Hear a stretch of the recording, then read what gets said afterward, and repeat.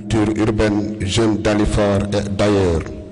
Je vous remercie du fond du cœur d'être ici aujourd'hui. C'est un honneur pour moi de prendre la parole dans ma commune, dans ce lieu symbolique pour parler d'un sujet qui me touche au profondément, le hip-hop et la jeunesse. Je m'appelle Crazy Cool, ce nom ne vient nulle part, il vient dans un combat, dans un rêve, dans les ruelles de Dalifort. Parmi les regards méfiants, les espoirs brisés, mais aussi les promesses silencieuses. Le hip-hop est une école informelle du ghetto. Le hip-hop pour beaucoup c'est un style, une musique qu'on met dans les écouteurs, mais pour moi et pour beaucoup ici, c'est une école, une thérapie, une boussole. Quand les moyens manquent, quand l'école ferme, quand l'État oublie, c'est le hip-hop qui reste. Il nous a appris l'estime de soi, il nous a appris à écrire, à raconter, à réfléchir. Il nous a appris l'histoire, il nous a appris que mon histoire, même marginale, valait d'être entendue. Mais surtout grâce au hip-hop, j'ai acquis de nombreuses connaissances, même sur la religion. Ce mouvement nous a aidé mieux à comprendre notre foi et à nous procher de nos valeurs spirituelles, à en croire davantage. Et nous, même en notre religion, le hip-hop a été pour certains d'entre nous,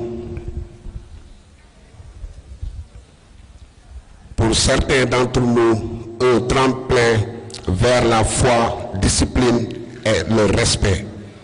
2. Le ghetto production crée nos propres murs. C'est de là qu'est né ghetto production. Un mouvement produit notre propre contenu, crée notre propre industrie, encadrer nos propres artistes. On n'attend plus que les grandes maisons de disques nous signent, on crée nos studios dans les garages, dans les clips, nos clips avec les moyens du bord, nos plateformes avec nos codes et notre propre industrie avec nos forces et les failles.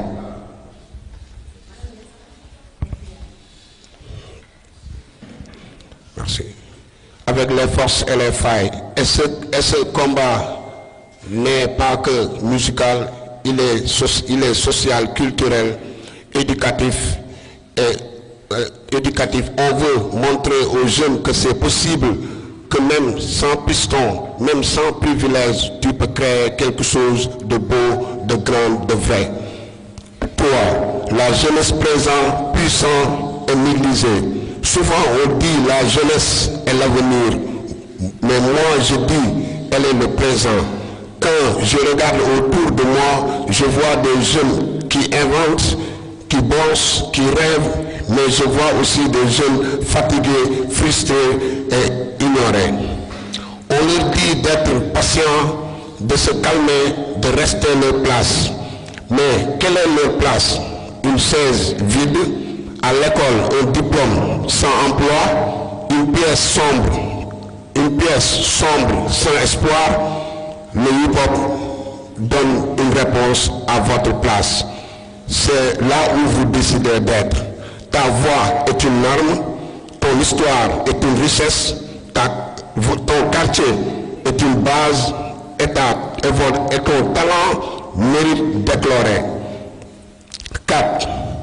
Mon parcours Xam-Xam Mooy Dëgg. Mon premier album Xam-Xam Mooy Dëgg, le savoir c'est la vérité, est sorti le 27 septembre 2019 à Blaise Senghor. Avec un point de presse, 19 titres produits par Black Record, mixés, masterisés par Columbia Record à Marseille. Cet album parfait parle de conscience, d'éducation, de lucidité. Et aujourd'hui, je vous parle de mon deuxième album qui s'intitule Détermination, parce qu'il faut la foi, qu'il faut du courage, qu'il faut de l'amour pour continuer dans un monde qui te fait douter chaque jour. Ce nouvel album a été produit par DJ Anna, aujourd'hui de Marseille, toujours de Marseille. Et il sera dévoilé très bientôt avec la tracklist et la date exacte qu'il faut à venir. Mais ce que je peux vous dire déjà, c'est que cet album est le reflet de notre combat collectif, notre voix, nos blessures, mais aussi nos rêves partagés. 5. Hommage aux pionniers du hip-hop Sénégal. Nous ne pouvons pas parler du hip-hop au Sénégal sans reconnaître ceux qui ont ouvert la voie, ceux qui, dans les années les plus dures, ont posé des premières pierres de ce mouvement. Je rends hommage respectueux et sincère à Soukabe Africa, à Kumpeji, à Hosnuman, à Khamledji, à Kadou Degedji, à Doledji. Ce sont eux qui nous ont transmis l'amour du hip-hop et qui nous ont fait rêver, espérer et surtout croire que c'est possible de porter nos voix au sommet. Et je pense aussi avec émotion à nos aînés qui ne sont plus là, mais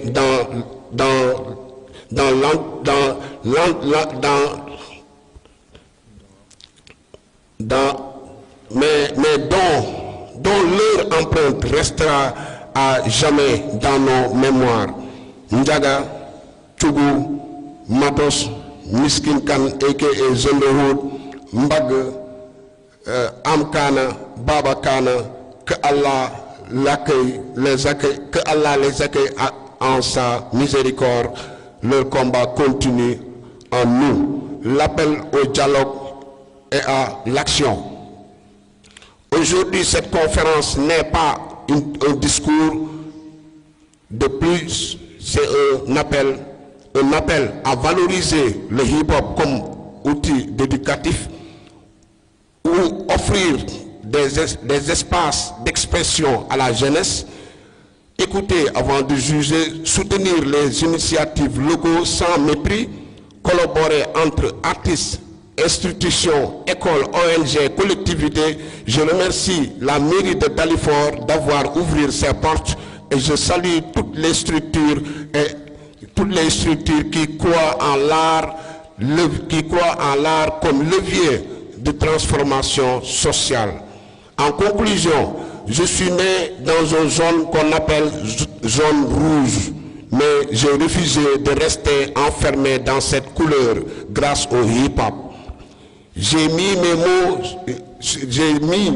mots sur mes douleurs, de la musique sur mes silences et du feu dans mes pas. À toutes les jeunes ici présents, votre voix est légitime, vos rêves sont valables et votre temps, c'est maintenant. Merci à Kalz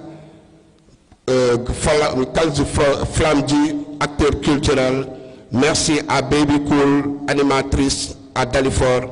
Mais merci aussi à tous les artistes, éducateurs, militants, journalistes, techniciens et surtout merci à vous, public fidèle, source d'inspiration. Le hip-hop nous élève et le jeunesse mérite de voler haut. Peace and love, détermination, signé by Crazy Cool.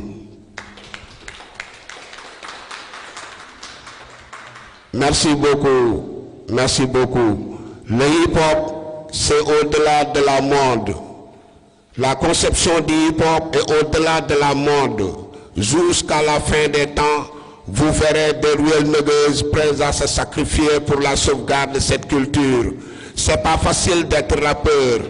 Parfois, même la société pour laquelle que tu te bats te rejette, mais sois courageux, car c'est cette différence qui t'a fait MC. Nous savons tous les réalités du chemin qui traverse cette jungle, c'est l'obscurité, parce que nous sommes appelés à rester lumière pour éclairer. Ce sont la faim et la soif, parce que nous devons nous rassasier de foi pour rapper. C'est la solitude, parce que nous devons nous observer pour éloigner, pour observer et méditer. Il nous faut traverser des tentatives de corruption, les épines, les bêtes sauvages, la chaleur et le froid pour un succès mérité. Respect, message à Kocc Barma.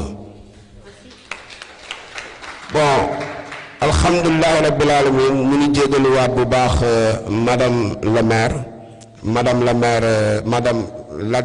la troisième l'adjoint du maire de Dalifort, Marème Diouf, et aussi la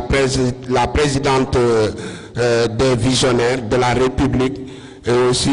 elle a beaucoup travaillé pour Dalifort, elle a beaucoup fait aussi pour Dalifort. Aujourd'hui, elle a venu aussi assister notre conférence, ça nous fait plaisir et vraiment c'est à reconnaître aussi. Nous ngi lay dalal jàmm di la wax dalal jàmm yow ak équipe bi yëpp madame la maire. alhamdulilah rabbil alamin ñu tàmbalee conférence bi loolu discours la woon boo xam ne dañu bëggoon tënk rek ñu wax exact lan mooy li ñu tax a jóg bu loolu weesoo dañuy jox kàddu gi Baby Cool moom mooy président débat bi mu présenté wu moom itam mu nuyoo bu ko defee ñu jox suñu grand bi nga xamante ne mooy grand Kalidou Ndiaye grand Kalz mu jóge ba Thiaroye ñëw assister ñu fekk suñu biir Dalifort pour partager ndoog ñun journée bii nii ok Baby Cool. Merci beaucoup Cré. Alors salam alaikum. Ñu ngi leen di nuyu bu baax a baax di jégalu aussi ci retard bi parce que depuis tout à l'heure ñu ngi xaar pour démarrer mais xam nañ ne tey week-end la et programme yi aussi dafa bëri et puis dëkk bi aussi am na lu fi jot a xew tey donc xam naa loolu moo permettre tey ñu bëri mënuñu teew parce que am na ay dëj yu fi am ñoo xam ne ni nit ñi fa nekk waroon nañ teew fii tey donc ci loolu ñu ngi ñaanal aussi ñi nga xam ne ñoo génn àdduna borom bi xare leen ci àjjana yi gën a kawe. Alors di nuyu suñu sœur madame le maire Marème Diouf ak délégation bi mu àndal yépp donc comme ni ñu ko waxee rek moom mooy marraine Dalifort parce que lépp lu xew ci dëkk bi rek dañ ko ciy gis comme ni ñu ciy gisee monsieur le maire noonu lañ ko ciy gisee noonu lañ ciy gisee aussi yeneen i adjoint parce que tamit fu maire mënul teew ñoom dañ ko fay teewal donc loolu aussi c'est important ñu koy préciser. Alors di leen gërëm bu baax a baax di nuyu suñu frère 10 000 wala 80 millions de problèmes ñu ngi koy siyaar bu baax a baax. Alors dañuy commencer rek may nuyu sama frère Kalz donc mun naa ne ñi ñoo ñu tette ci hip hop parce que ñoom bi ñoo rap xëy na ñu ngi woon ci ginnaaw di xaar ñu jox ñu mic ñu mën a për donc ñu ngi koy ziar baax a baax. Alors dañuy tàmbali rek li nga xamante ne moom moo di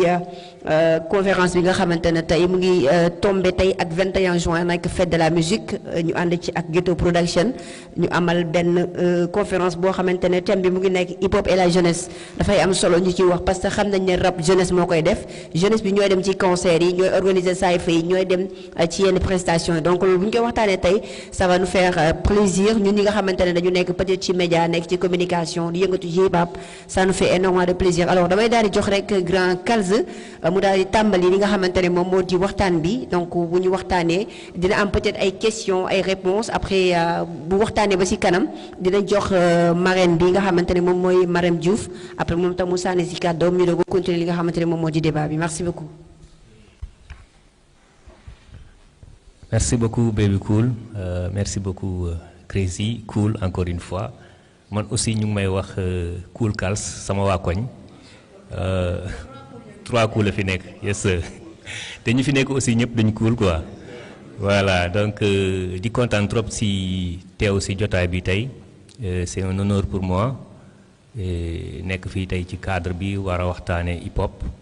surtout aussi hip hop ak jeunesse bu ñu waxee jeunesse nag mun nañu wax ne moom mooy couche bu gën a importante ci suñu société bi mun nañu wax ne sax africains yi tey loolu moom mooy seen force mais jeunesse boobu tey est-ce que ñu ngi leen di bàyyi xel est-ce que ñu ngi liggéey ay politique yi nga xamante ne dana dem ci ñoom loolu yaakaar naa ne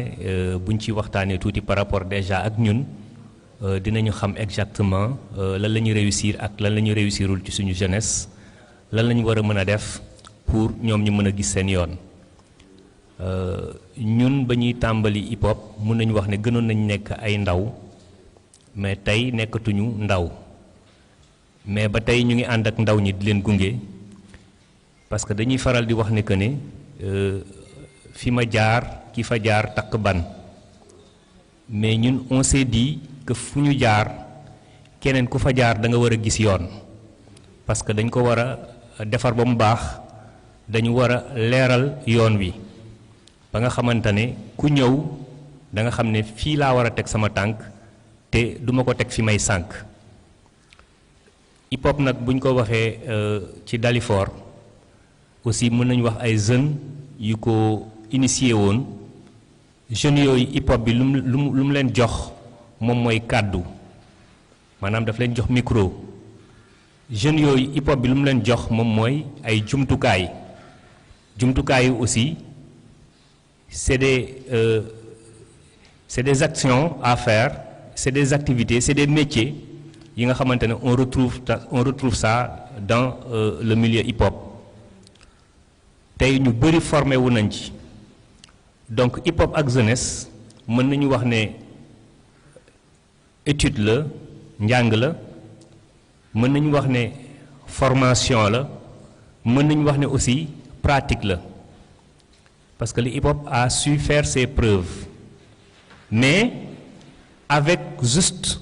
de l'engagement de la motivation ak de la créativité loolu mën nañu wax ne les politiques publiques l'ont compris même si c'est un peu tardivement parce que au début action privée kese lañ doon def mais li ñu doon def mu privé loolu dafa am lu ñuy wax utilité publique parce que li ñuy def dafay am jeexit delluwaat ci société bi ndax la hip-hopeur bi nga xamante ne nee nañ ko da nga war a jàng réussir mais doo jàng ndax dafa am année blanche ndax bu ñuy delluwaat ci hip hop ba muy dugg au Sénégal c'était dans les années 88 89 90 année 88 bi am na année blanche boobu moo waral ñu bëri tey jël micro commencé rap dama wax ne année blanche boobu li ñu waroon joxe moom mooy feuille blanche mais feuille yooyu lañ jël bindi ci ay textes di ci wax jafe-jafe askan bi di wax ay thématiques li nga xamante ne lii day dem ci taalibe lii day dem ci jafe-jafe askan bi ceci n'est pas normal du dëgg du yoon di wax ci panafricanisme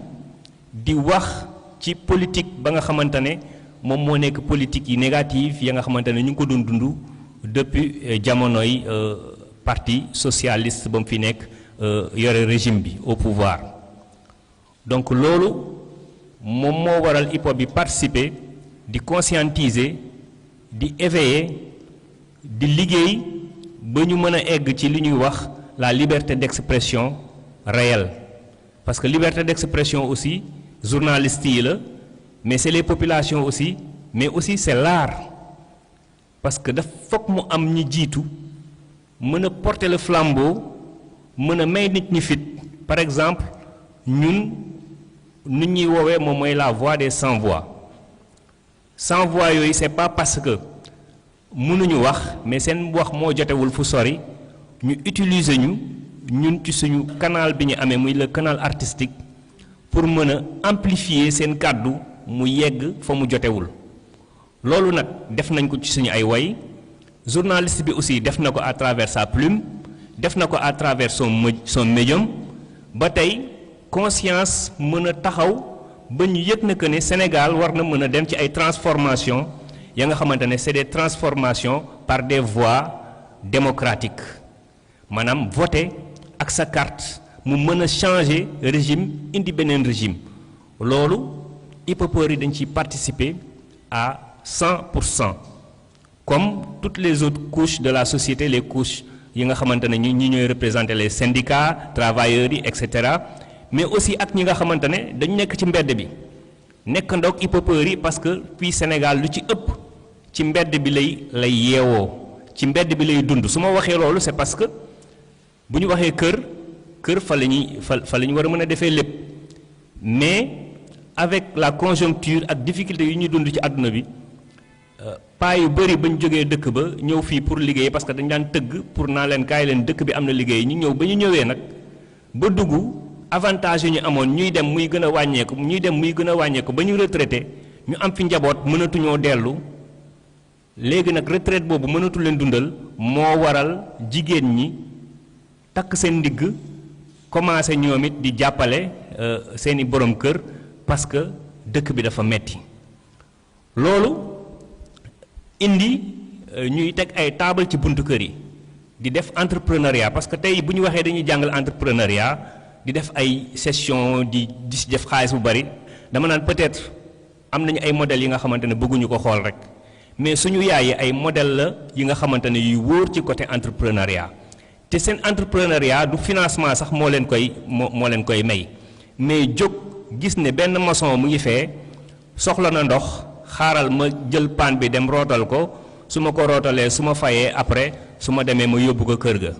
loolu si la ñuy dajale après nga dem jënd si table dem syndicat jënd gerte après ñëw saaf commencé jaay loolu nga nekk si di taaba di jóg di daanu ba mu nekk benn entreprise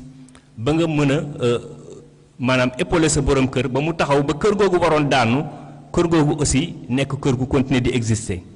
mais tamit jeunes yooyu tamit nga xamante ne ñoo nekk ci kër gi di jàng bu ñu demee ba année blanche nag ñu war a des ci mbedd bi loolu moo waral nag mbedd bi xumb lool te loolu day am influence ci yeneen jeunes yi nga xamante ne ñu ngi gis seeni ay mag nekk ci mbedd yi nu ñu leen gisee rek ci seeni tànk la ñuy mën a topp bu fekkente ne seeni mag yooyu noonu wanuñu leen ne que ne àdduna bi yemul fii mais am na leneen la nga xamante ne peut-être mënagu leen ko gis mais faw ñu wax leen ko donc loolu buñ demee ba mu dox ba tey ñu ñëw fii ci salle bi mairie bi jox ñu ko te ñun ñu xamee ñu comme des acteurs de la rue ça veut dire que y a une reconnaissance il y a une acceptation il y a une compréhension maintenant ce qu'il y a lieu c'est qu'il faudrait une collaboration des politiques publiques à l'égard de ces artistes yi nga xamante ne c'est des gens engagés dans leur communauté engagés pour le développement engagés pour la conscientisation et pour que tey jii dëkk bi fi ñu koy séntu ci développement ñu mën fa yegg parce que du rek tabax ay tali moom mooy tax ñu ne egg nañ ci développement mën nañu am ay gratte-ciel mën nañu am ay autoroute mën nañu am un peu partout des villas de luxe mel comme Dubaï fekk l'humain mu ngi au plus bas de son niveau parce que tey bu ñuy wax nit dañ ci war a boole nitee ay doomu aadama ñu ngi fi mais est-ce que li waroon tax ñu réussir seen mission en tant que doomu aadama est-ce que ñu ngi ci loolu nag ñun ñëpp ñoom ñoo koy àndandoo mooy politique yi nga xamante ne tey dans les communes war nañu mën a xool culture bi naka la ñuy gën a relever le budget ñu xoolaat ko bu baax parce que fekk réussiruñu tabax nit on peut dire que réussiruñu dara parce que mooy li rapport ba waxoon rek mooy bi ñu tabaxee dëkk bi bàyyi fi waa dëkk bi dinañ génn dëkk bi wala sax bu ñu tabaxee dëkk bi bàyyi fi waa dëkk bi dinañu jóg toj dëkk bi te gis nañ ko fi dund nañ ko fi loolu kenn ñaanul yàlla dundaat ko parce que Sénégal dañoo am crise boobu nag c'est une crise des valeurs moom moo dem ba laal société bi mais heureusement que am nañu aussi ay références rappeurs yi lu ñuy rap fàttewuñu fu ñu jógee dinañu rap li nga xamante ne Maam Borom Touba daf koy bind danañu rap la nga xamante ne Baye Niass daf koy wax dañu am ay références yi nga xamante ne c'est des références fortes yi nga xamante ne dañu ancré wu fii te dañ ci mujj sax jeune bi nga xamante ne moo leen di suivre dañ koy dugal ci créneau yooyu parce que ñun rap mësuñu jël nit maanaam ki nga xamante ne dañ ko fekk ci lu baax ñu jël ko yóbbu ko ci sens bu négatif dañuy fekk nit ci sens bu négatif ñu indiwaat ko ci sens bu positif bi loolu moom mooy rap ak jeunesse au niveau du Sénégal moom mooy fexe ba canaliser fexe ba teg ndaw ñi ci yoon ba nga xamante ne moom mooy tax ñu mën a mucc moom mooy mën a tax ñu mën a gis yoon ñun am na ay suñu ay moroom yu ñuy rabandool mën nañu ëpp maanaam dimension ci côté finance walla ci leneen mais du ñu ëpp dimension ci côté représentativité ci suñu biir askan ndax man en tant que tel ak Crazy Cool ak waa Fuken Cook ak ñeneen fa ñu nekk la ñuy def ci seen dëkk booy xool amaana ça pèse des millions te bu ñu xëyee amaana mën na am sax dañuy am problème lu ñu jëndee café pour ndékki mais ñu ngi ci soxlay askan wi ça veut dire que liy changé nekkul yow liy changé yow sa sa mujjantal yow ci sa bopp maanaam du yow pour nga réussir yow kese loolu du réussite amaana dafa am ñu wax réussir sa vie ak réussir dans la vie réussite moom mooy la nga xamante ne da nga fexe ba impacter ñeneen fekk yow sax amaana ñooñu gisuñu la fekk amaana ñooñu xamuñu la mais par rapport ak yow sa message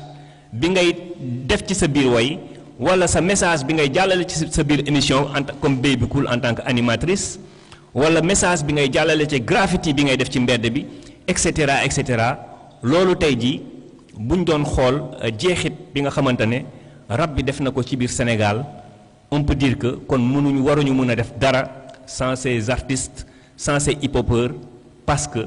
dañoo bokk ci li ñu wax projet de société bi ñu bëgg a tabax dañ ci bokk tey on parle de Sopi System en 2001 déjà première année de l'alternance ba Ablaye Wade ñëwee dañ ko dalal d'abord avec une chanson du Positive Black Soul Révolution Sénégal yeewu leen dëkk bi soppi na bu leen ko bañ joobi leen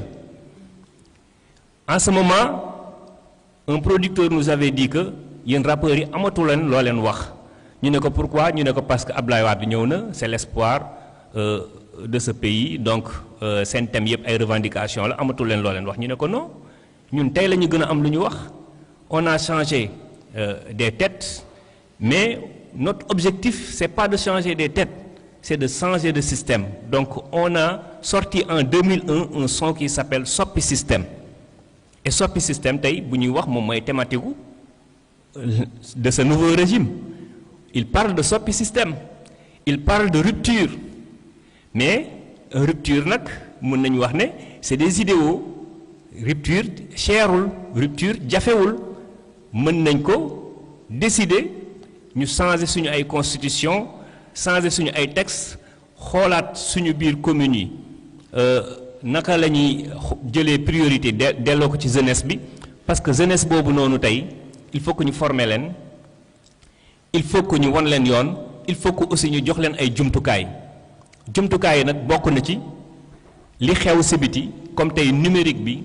ñu xool naka la ñuy fexe ba ñu utiliser ko à bon escient ba tey ñu mën a réussir li dëkk yépp di réussir parce que chinois bi amul fukki loxo amul 15 bopp amul 100 tànk ñun ak moom ñoo yem chinois bi lu mu am ñun loolu la ñu am mais ñun on pense que ni xarala ak xarañ walla am pour ñeneen ñi la ñun pauvreté moom mooy suñu mujj parce que loolu lañ ñu yàgg gëmloo mais tey ñëpp yeewu nañ ñëpp xam nañu que ne ndekete Tour Eiffel boo fa demee ca Paris taxaw di photowu yaa ngi photowu ca la nga xamante ne Afrique la jóge ndax matière première ba nga xamante ne moom lañ ko defaree fer ya wala seeni or ya yi nga xamante ne ñu ngi koy yor wala seeni ay lépp lu ñu mën a yor foofu Afrique fii lañ ko jëlee uranium ba nga xamante ne tey jii mu ngi fii Niger mu ngi fii ci dëkk Afrique yi mun nañu wax ne moom moo waral Europe mën a am électricité ak énergie bu doy mais Afrique mënul taal benn lampe pourquoi parce que dañoo fexe ba lépp di sooxe dañuy fexe ba ñun bu ñuy daw nañu daw juste ci lekk ak naan nag bu fekkante ne loolu kese la ñuy topp moom mooy ñun suñu lampe yi du mës a tàkk parce que dañu war a dundal suñu yaram d'accord mais dañu war a dundal suñu ruu mais aussi dañu war a dundal suñu xel nag li koy dundal bokk na ci culture suñu xol li koy dundal bokk na ci culture et culture boo demee ci budget bi wàll wi gën a tuuti moom lañ koy sédd bëgg nañu madame la maire ci conseil municipal yi ngeen jël des budgets yu gën a conséquents yóbbu ko ci culture bi parce que suñu société bi dafa bëri ay vide et vide yooyu dañ ko war a combler Ablaye Wade l'a compris dans un certain sens ba mu demee ba créer lu ñuy wax bàjjenu gox ba mu demee ba créer lu ñuy wax case des tout-petits donte ne nag mën nañu gën a xoolaat orientation yi ak contenu bi nga xamante ne ñu ngi koy def ci bërëb yooyu wala ci nit yooyu nga xamante ne ñoom ñooy jóg pour représenter les autres ña nga xamante ne amuñu ku ñu waxal amaana. tey bàjjenu gox dañ koy tudd nii rek mais amul kër ga nga xamante ne ci biir gox bi foofu la ñu mën a wax ne fii la ñuy fekk bàjjenu gox bi amut doo ko fekk këram xanaa maanaam mbedd mi dañ ko war a wutal ay yoon yi nga xamante ne dañuy fexe mu nekk institution. tey y a des maisons de la jeunesse yu ñuy créer ces maisons de la jeunesse dama naan warul sax nekk par département mais dafa war a nekk par commune. chaque commune war na mën a am sa maison de la jeunesse bàjjenu gox bi mën na fa ñëw mais aussi nijaayu gox war na mën a am si parce que suñu société yi góor moo koy yar jigéen moo koy yar léegi la nga xamante ne bàjjenu gox ba ma ngi koy wax ak xale yu jigéen ñi nga xamante ne ñoo koy bàjjenoo mais xale yu góor yi duñ ko mën a wax moo tax mbedd bi fees na dell ak lan ak xale yi nga xamante ne peut-être bëgg nañu wax ak kenn pour mu teg leen ci yoon mais amuñu ko kon ñoom dañuy continuer seen yoon bu dëng bu boobaa dinañu suus bu boobaa dinañu voler bu boobaa dinañu agressé te dinañ am xaalis ndax bu fekkente ne ci trafic bi nga nekk da nga am xaalis boo amee xaalis xale yu jigéen dañ lay topp ndax aussi ñoom aussi duñu dem aussi ci ka nga xamante ne mënul leen dara su ko defee éducation ba nga xamante ne moom lañ fa bàyyi dañ koy ñàkk. ñun mënuñu def lépp il faut que autorités yi accompagner ñu ci politique yi nga xamante ne ñu ngi koy xalaat pour dëkk bi ñu toog di concerté wu moo tax damay rafetlu trop jotaay bii ni ngeen ñëwee teew fekk ci Crazy Cool moom mu paase ndawam ci lu ñuy wax mouvement hip hop teete ko mouvement hip hop jàngal ko mouvement hip hop xamal ko ba tey muy xalaat encore ndaw yi nga xamante ne ñoom laay gis ndaw yooyu nan la ñuy fexe ba woo leen ci hip hop pour hip hop boobu noonu war a mën a nekk cadre bi leen di orienté cadre bi nga xamante ne da leen di teg ci yoon ba ëllëg ak si biir ñu mën a mënal seen bopp xamal seen bopp ba fu chinois bi taxawee walla fu américain bi taxawee ne xam naa nangam ñoom tamit ñu mën ko tontu ci xam-xam boobu mën naa nangam ñoom tamit ñu mën ko tontu ci mën-mën boobu parce que dañoo toll ci li ñuy wax donner ak recevoir mais li ñuy recevoir ñun dafa bari li ñuy joxe bariwul à part ça xam naa ne jotaay bi peut-être bu gënoon teel a commencé danañ ko gën a structuré danañ ko gën a yaatal mais juste dañuy jéem a condenser lépp rek wàccee ko xam naa damay wàccee fii kàddu yi di leen jaajëfal bu baax a baax a baax merci beaucoup. alors defe naa ne waxtaan bi am na solo laata ñuy dugg nag ci peut-être ci question yi dañuy bàyyi rek ñu bàyyi madame le maire mu nuyoo ñu dalal ko après ñu doog a continuer ci question yi ou bien ñu def ci question yi dalal madame le maire.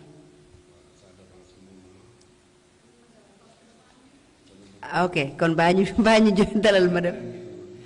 garawal baa mu jox ko bi ana beneen micro bi baa mu jox ko bi en attendant waaw mun na ñëw nii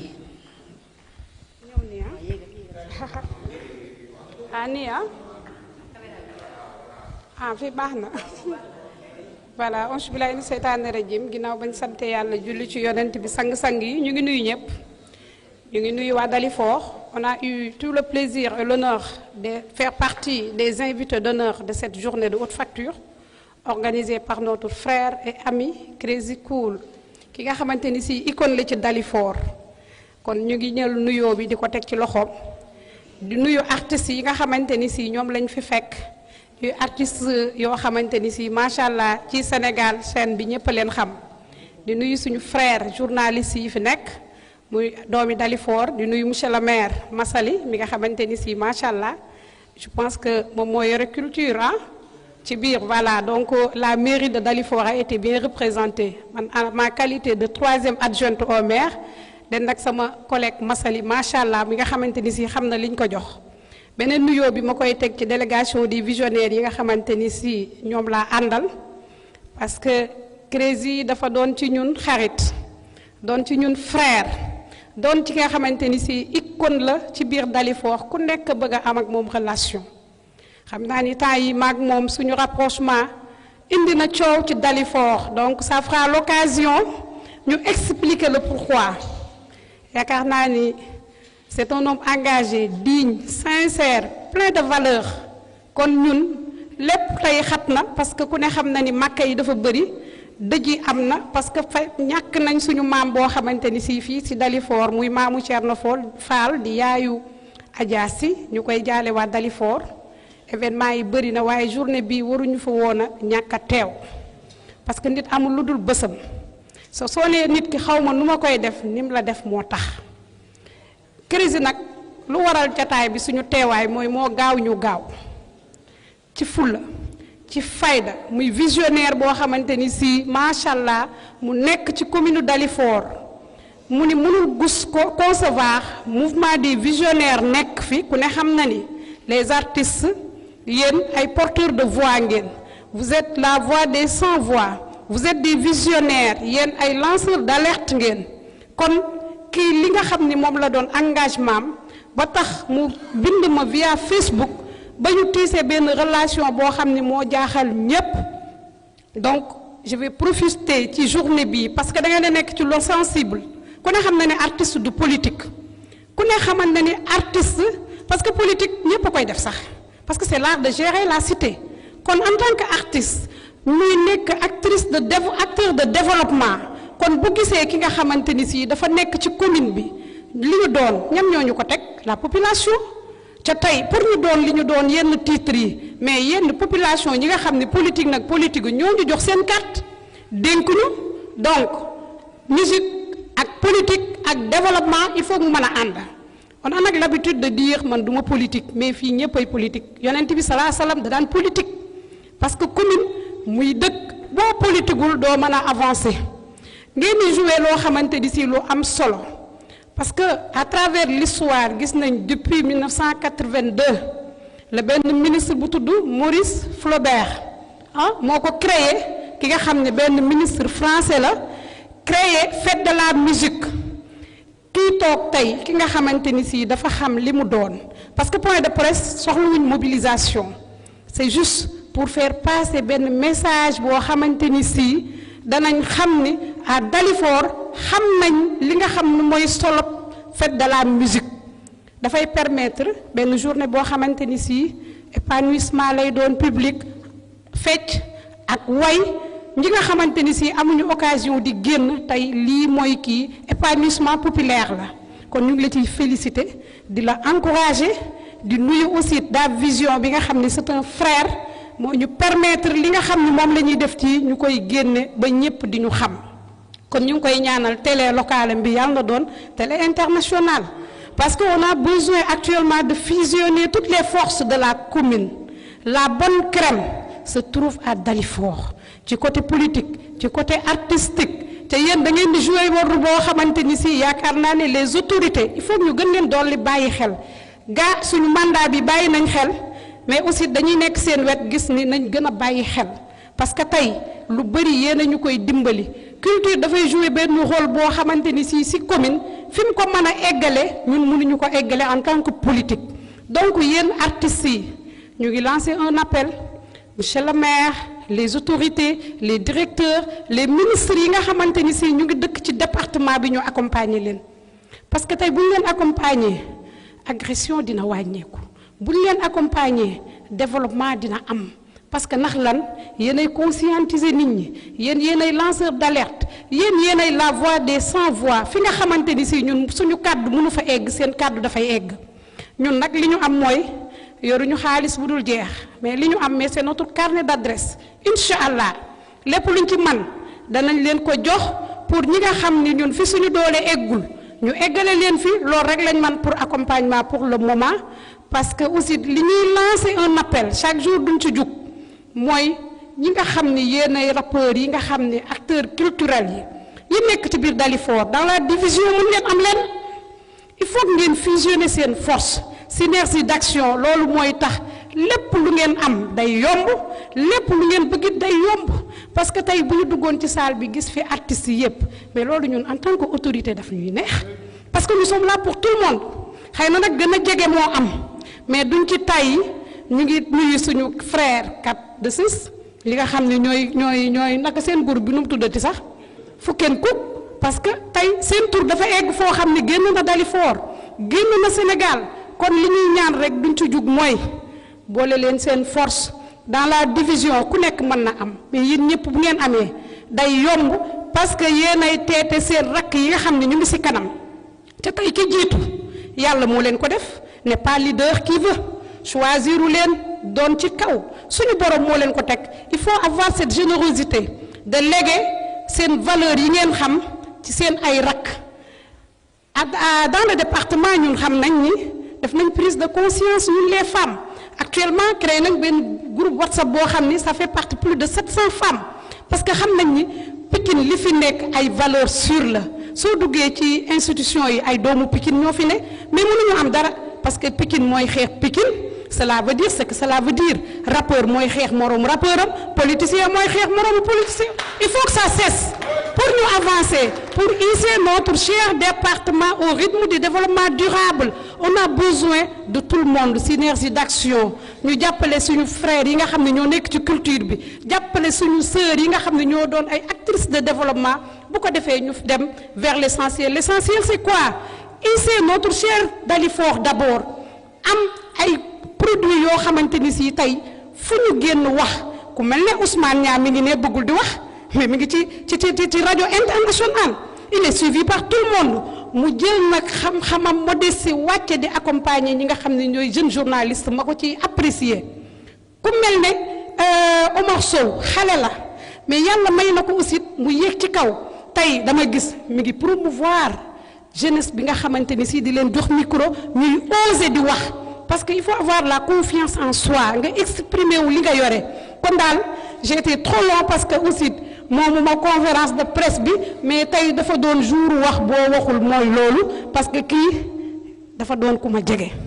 dafa doon ku ma yéene dafa doon ki nga xamante ni si lépp lu ñu ànd bu ma ko boolee kenn bala fa jóge daf may defal compte rendu loolu yombul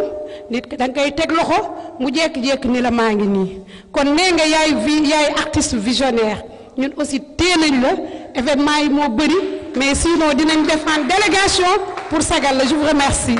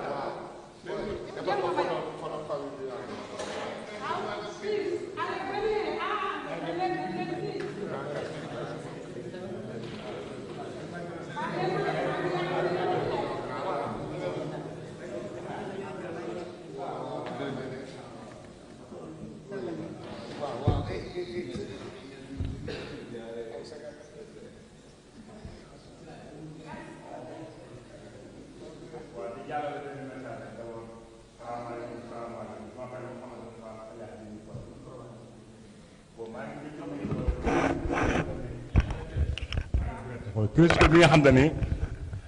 maa ngi nuyu xool Crésicool bi nga xam ne rapport la from Dalifort et puis di nuyu tamit sunu monsieur le maire surtout Baye Diop et puis di la nuyu yaay booy parce que boo neexoon nga ne ñii ay rapport lañu doo fa ñëw nii ñun ñoo di woon ay star ñoo di woon ay ñun ay rapport lañu te Crésicool réel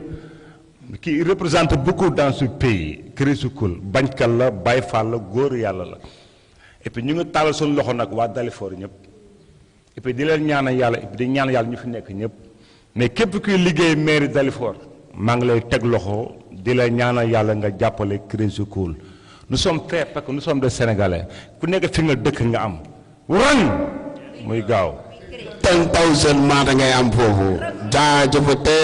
waa jërëjëf kontaan nañ ci teewaayu madame la maire vraiment ak équipe bi yëpp ak délégation bi mu def comme jot bi bëriwul dañuy profité ñu bàyyi ko mu tàggatoo ndax am na ay yeneen yitte yu mu war a dox vraiment 10,000 Mata ak équipe bi ak gars yi yëpp dalal nañ ko di la remercier di remercier ñi nga àndal di leen wax yàlla na yàlla fay leen si yiw yàlla na yàlla fay leen jéego yi ngeen dox di wax ne tamit les visionnaires ci kaw ci kanam ci lu baax positif only positive hip hop for life jërëjëf madame la maire merci jërëjëf jërëjëf merci waaw waaw incha allah merci ah waaw suñu affaire bi ñaan mooy loolu mu jël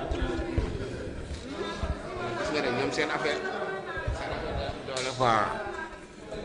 loolu politicien moom moo demee noonu ñoom dañuy bëri affaire quoi waaw yow rafet na ñu déggoo rang muy gaaw waaw ñu déggoo waaw rafet na waaw jaajëf ok waaw jërëjëf merci sama gars yi kon ñu continuer affaire ya ñu continuer affaire yi ñu ngi remercier madame la maire ak équipe am madame Diouf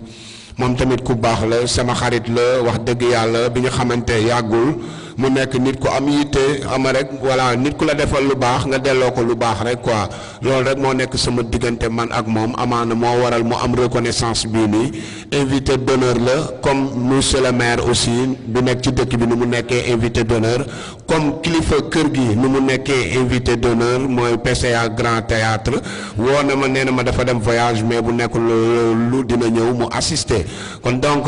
ñu ngi remercier encore ñi nga xamante ne ñoom ñoo fi nekk boobu ba léegi di ñu suivre di topp thème bi le hip hop et la jeunesse et j'espère que leer na grand bi Kalsi jot na ci def ay éclaircissement ñoo ko déggandoo te ñun ñëpp j'espère que ku xamuloon am na loo xam ku dégguloon am na loo ci dégg di remercier aussi Baye Mama sa teewaay rafet na ñu ngi remercier vraiment One Mike moom itam ñu ngi koy gis sa teewaay rafet na ñu ngi kébee tamit Ibrahima Mbodj sa teewaay rafet na di la remercier yow tamit di la wax welcome ñu ngi gis Senaay Rahem moom itam mu ngi ci ginnaaw fële c'est un frère voilà Senaay ñu ngi lay wax welcome yesaay bu loolu weesoo xam naa dañuy bàyyi Baby Cool bu fekkee am na lu mu ci yokk mu yokk ci bu loolu passé ñu indi suñu xalaat tuuti ci hip hop et la jeunesse bu ko defee bu fekkee question am na bon ñu jël bu dee amul ñu mën a tëj comme ku nekk fu mu war a dem dafa sori ñu libéré gars yi et puis ñu ñaanalante di ñaan yàlla xam voilà ñu def ko defaat ko et puis c'est ça Baby Cool. alors merci Cré comme ni nga ko waxee rek donc ñu ngi jaajëfal ñëpp parce que yombul tamit dañuy faral di wax souvent boo wootee 20 boo amee 5 sax tu peux démarrer parce que tamit li ñuy waxtaanee je pense que ñëpp la soxal muy thème bi nga xamante ne moom moo di hip hop et la jeunesse te gis nañ ne donte sax xëy na ñoom grand Kalz tolloon nañ ci nekk ay ndaw di def hip hop tey ñu nekk ay grand di jàppale ñi nga xamante ne ñoom ñoo di seen ay rak mu nekk thème boo xamante ne c'est très important war nañ ko sax dañ ko war a di pérenniser. Ghetto Production daf ko war di pérenniser souvent di ko organiser bu permettre aussi parce que Dalifort y a pas mal de rappeurs même bu fekkee dañ koy def Dalifort mais ñu décentraliser ko pourquoi pas dem Yaraax dem Cimpikona dem Royca waxtaanee tout ce qui tourne autour de hip hop ak jeunesse bi parce que xam nañ ne am na nouvelle génération bu fi nekk boo xam ne dañuy soxla comprendre lan mooy hip hop fan la tàmbalee ñan ñoo fi nekkoon parce que fii tey ku nekk da nga yor micro rek di rap xëy na am na ñoo xam ne mën nañ gis grand Kalz bu toog du ñu xam ndax grand Kalz rappeur la woon dañ koy gis ci débat hip hop muy animé mais le fait que ñuy toog ci jotaay yu mel nii dafa lay permettre nga xam grand Kalz hip hopeur la woon da lay permettre nga xam ne Baby Cool daan na hip hop xëy na léegi la ko bàyyi teg mic bi mais daan na peur donc nekk groupe xamle ji donc mu nekk lu am solo loo xamante ne dañ koy war di ko pérenniser tout le temps di waxtaan ci hip hop parce que hip hop nekk na li nga xamante ne nii man gisuma ku nekk ci hip hop pare après nekk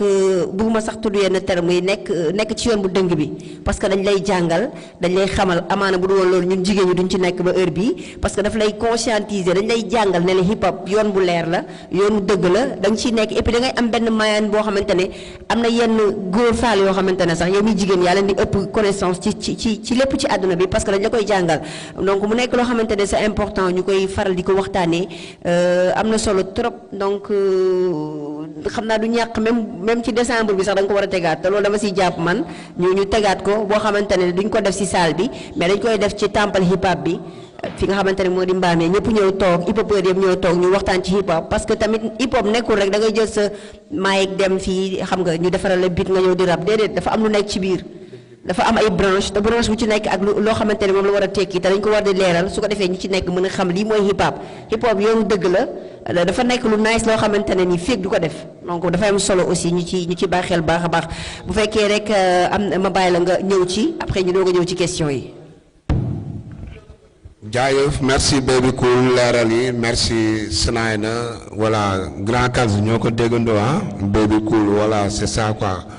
waaw kon di wax rek ne dañuy ñëw ñu ngi nuyu ñi suñu gan yi di soog a ñëw ma meen Thiam you're welcome waaw ak ma meen Père Mo you're welcome ñu ngi leen di dalal jàmm waaw kon donc ñu ñëw ci débat bi ñu ñëw ci li nga xamante ne moom moo waral jotaay bi daanaka tàmbale na depuis sànq grand bi fu mu génnee grand Kals j'espère que comprendre ngeen exactement ci un peu jaar-jaaru hip hop ci Sénégal fii ak importance ak impact bu mu fi def ak njëriñ bu mu valeur bi hip hop am ci Sénégal bon donc ñu ñëw indi ay leeral yu ndaw rek ci hip hop déjà lan mooy hip hop d'abord ñun côté boobu la ñu bëgg ñëw wax d'abord ci lan mooy hip hop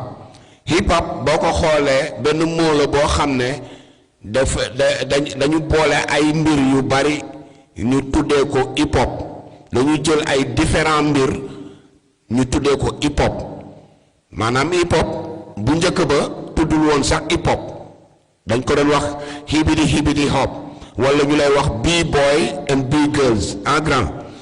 voilà dañ doon wax b-boy and b-girls maanaam bu dee jigéen la ñu ne b-girl bu dee góor la ñu ne b-boy ñu dem ba nga xam ne il faut mu am création ñu ne kon nga dégg gars yi di wax hibidi hap ñu koy waxtaanee noonu mais nekkul loolu lu fondamental mais depuis ñoom ku mel ni ñoom Africa Bambaataa bi ñu ñëwee dañu gën a valoriser affaire yi ñu ne au lieu que hibidi hap au lieu que b-boy and b-girls mais c'est hip hop voilà ñu tuddee ko hip hop ñu ne léegi pour lan hip hop mu ne waaw ki nga xamante ne day sound daf ciy bokk ki nga xam ne day bind daf ciy bokk ki nga xamante ne day xalaat daf ciy bokk ki nga xam ne day fecc daf ciy bokk ki nga xam ne day organiser daf ciy fecc ñun ñooñu ñëpp bu ñu dajaloowee hip hop lay tudd loolu moo indi tey hip hop bi nga dégg ci break dance am na ci hip hop la bokk graffiti am na ci hip hop la bokk boo xoolee voilà MCs DJ loolu noonu yëpp ci hip hop la bokk hip hop lu mu boole dafa bari loolu mooy hip hop mooy li ñuy def léegi bu hip hop boobu nag moo dem tas tey law ba dem dugg ci biir société bi comme dugg na ci biir société bi il faut mu am benn jeexital bu mu ci def loolu moo tax ñu ne léegi hip hop boobu et la jeunesse léegi loolu noonu lan la def ci jeunesse bi ci jeexital bon li mu def ci jeexital ci jeunesse bi mooy hip hop dafa conscientiser dafa def participation ci jeunesse bi comment mooy ñi nga xam ne dañ leen marginaliser woon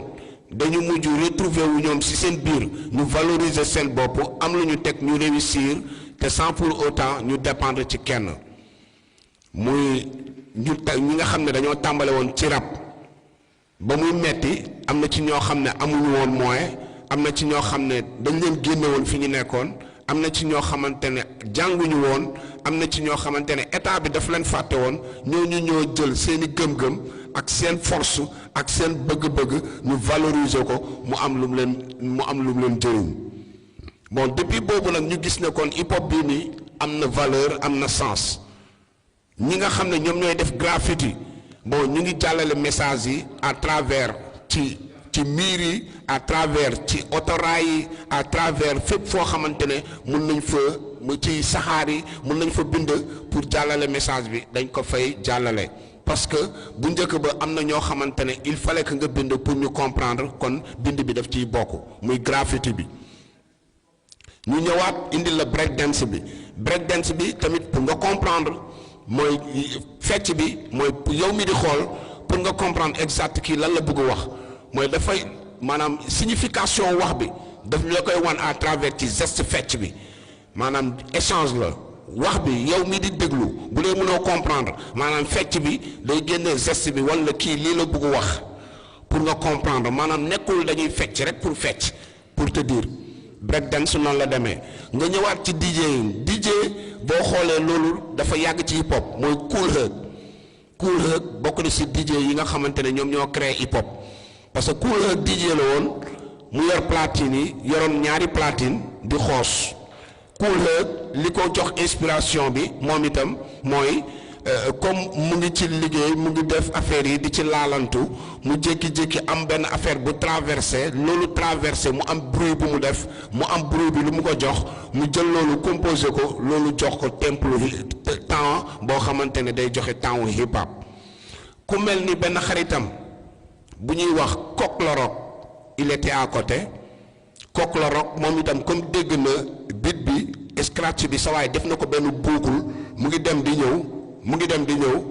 Coq la Rock moom itam am envie pour tegu ci beat bi Coq la Rock tegu ci beat bi di ci rap ba mu yàgg Kool Herc ne ko rockin and you don't stop mooy teg ko ci tebul bàyyi ça veut dire moom Kool Herc ki nga xam ne moo créé beat bi ki nga xam ne moo créé affaire bi mu ngi sentir loo xam ne dafa mel ni li mu créé mooy ak li kooku di wax mun nañu ànd ñaar yooyu ñoo mun a ànd mu gis ne kon Coq la Rock mu ngi koy teg ci code mu ne ko you rockin and you don't stop teg ko ci rek te nga bañ a bàyyi kon donc hip hop bi foofu la juddoo foofu la ñëwee mi xeetu musique bi muy DJ bi d'abord Kool Herc DJ boobu tamit bu ñuy faral di taxaw di def scène DJ bi mooy nekk ci ginnaaw moom moo ñu jox son bi moo ñuy jox scratch bi moo ñuy accompagner pour ñu mun a def spectacle boo xamante ne public bi dina mun a am reconnaissance ci lu ñuy def kon donc DJ boobu noonu mënul ñàkk ci hip hop ñun ñooñu noonu hip hopeur ak graffeur ak rappeur xeet yooyu boo leen boolee moo lay jox hip hop loolu mooy hip hop en grosso modo pour ñu tënk ko léegi bu ñu ñëwee ñu ne la waat le hip hop et la jeunesse ñu ñëw ne la jeunesse bi effectivement jeunesse bi dañu soxla tey ku leen conscientiser lan moo waral loolu mooy jeunesse bi bëri na ñoo xam ne comprendre ñu valeur hip hop wala source hip hop wala importance hip hop parce que boo ko comprendre munoo wax da ngay topp hip hop ba pare nga bëgg yàq sa bopp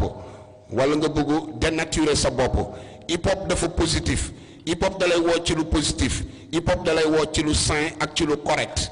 kon donc boo bëggee dox beneen yoon rek après yow yaa wàcc sa yoon wala yaa jël sa yoonu bopp parce que hip hop dafa positif kon donc jeunesse boobu noonu ñoom la ñuy woo pour wax leen ñu dox ci lu positif ñu tegu ci yoon ñu gëm seen bopp ñu am engagement am détermination pour mun a àggali seen mission parce que jeunesse tey comme ni ñu ko waxee sànq ci texte bi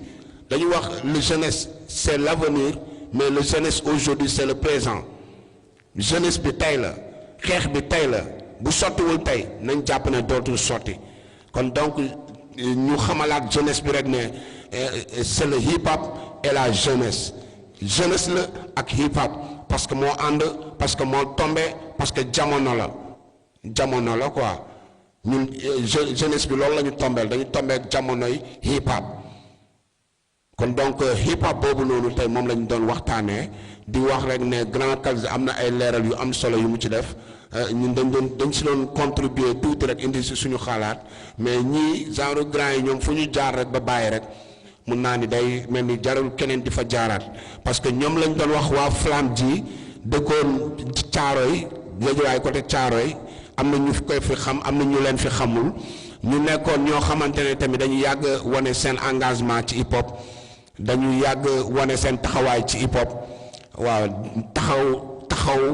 taxawaay bu positif taxawaay bu sain boo xamante ne tamit buy jëriñ population hip hop Sénégal la ndax tey valoriser na jotaay bi jox na ko jëmm parce que c'est quelqu'un peut-être nit moo xeebu rek waaye ku rëy la tey ci hip hop Sénégal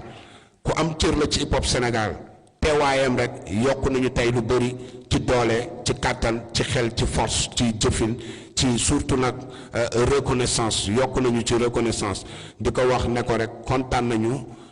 te geste bi ni mu ko def nii touché na suñu cœur quoi bon bu loolu weesoo ñu ngi dalalaat jàmm suñu invité yi nga xamante ne am na ñuy soog a ñëw di leen wax dal leen jàmm kontaan nañ si teewaay bi c'est le hip hop et la jeunesse baby cool bu fekkee question am na.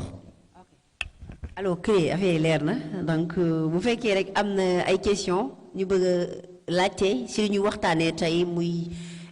conférence bi nga xam ne ñu ngi wax ci hip hop et la jeunesse donc mu nekk lu am solo comme ni ñu ko waxee depuis tout à l'heure war nañ di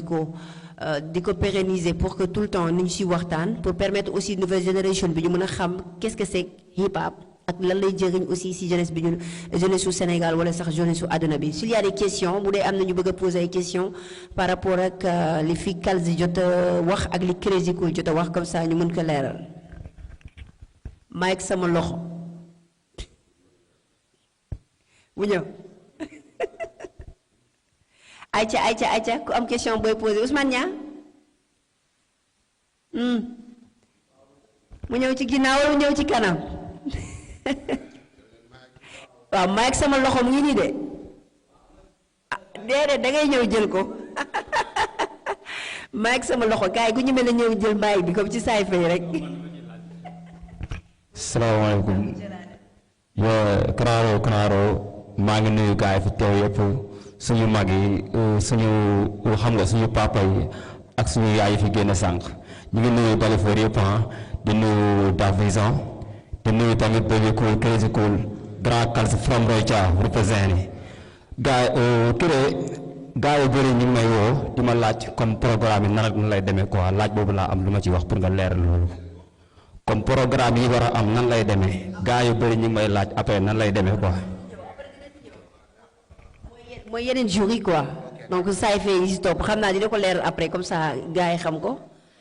alors am na keneen mu ñëw ci ginnaaw am na ñu ma seen ci ginnaaw de ma jox la mic mu ñëw Seydou kaay jox ko rek wala moom mu ñëw taxaw nii comme ça ñu jëlaale la.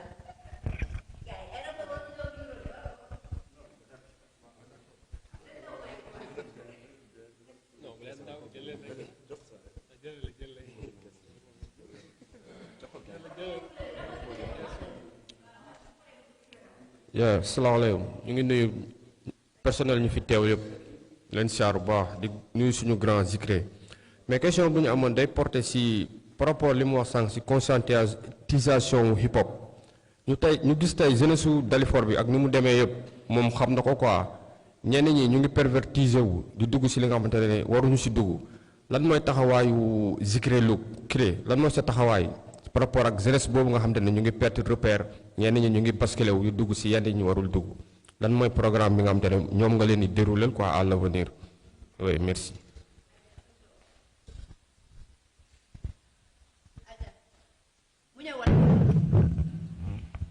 loo tax rapport yi daw mic bi quoi man loolu jaaxal na ma trop jox ko mic bi waaye rapport yi daw mic bi. asalaamaaleykum donc ñu ngi leen di ziar ku nekk ci turam ak santam donc di leen béggee bu baax a baax donc di rafetlu aussi jotaay bi waaw donc yi da ci am solo waaw donc en fait ñi ngi fi représenté les visionnaires bi nga xam ne Madame Diouf honorable moo ko kii donc dañoo xaw a nekk dañoo retard tuuti donc voilà loolu moo tax mais fallait que ñu ñëw non seulement pour mouvement bi mais aussi njariñ gi ou bien solos gi waxtaan gi am donc voilà parce que ñun bon personnellement je veux dire depuis tout petit dañuy déglu rek rap dañ koy déglu noonu li ñu naan mélomane bu neex après nga dem xooli beneen temps yooyu YouTube nga am da ngay dem YouTube donc ñun génération boobu lañu am donc ñuy gis évolution bi di gis évolution bi maintenant man li ma constaté mooy peut-être rabu démb bi ak bu tey bi sama xalaat bu gàtt mën naa juum aussi je peux me tromper donc ute na parce que message yi nga xam ne bon en fait rappeurs yi doon nañ ko jàllale ute na ak léegi peut-être je me trompe nag parce que du ma technicien si rap je peux me tromper aussi donc loolu lan moo ko waral selon vous yéen ñi nga xam ne yéen spécialistes yi aussi ban travail la rappeurs yi wala les personnes qui tournent autour du rap yan message yooyu ñu war a véhiculer par rapport ak xale bi mais aussi par rapport ak parents yi ba nga xam ne rap dina weesu au-delà ci musique bi parce que rap c'est une philosophie au-delà de la musique gis nga bi may ñëw léegi maa ngi dégg Crazy Cool naan même fecc bi sax ça parle donc benn détail boo gis ci rap ça montre beaucoup de choses donc voilà sama question daal pour terminer mooy lan la spécialiste yi nekk ci rap war a jàngal xale yi mais aussi ban message la ñu war a véhiculer parents yi ba ñu xam ne ñoom rap bii maanaam ku nekk mën na si jëriñ donc daal pour terminer j'ai été assez long mais je suis désolé parce que am na ñeneen ñoo xam ne war nañu am merci beaucoup c'est gentil ok c'est Amadou Cissé Loum Sow Amadou Cissé Loum Sow oui un nom tellement kilométrique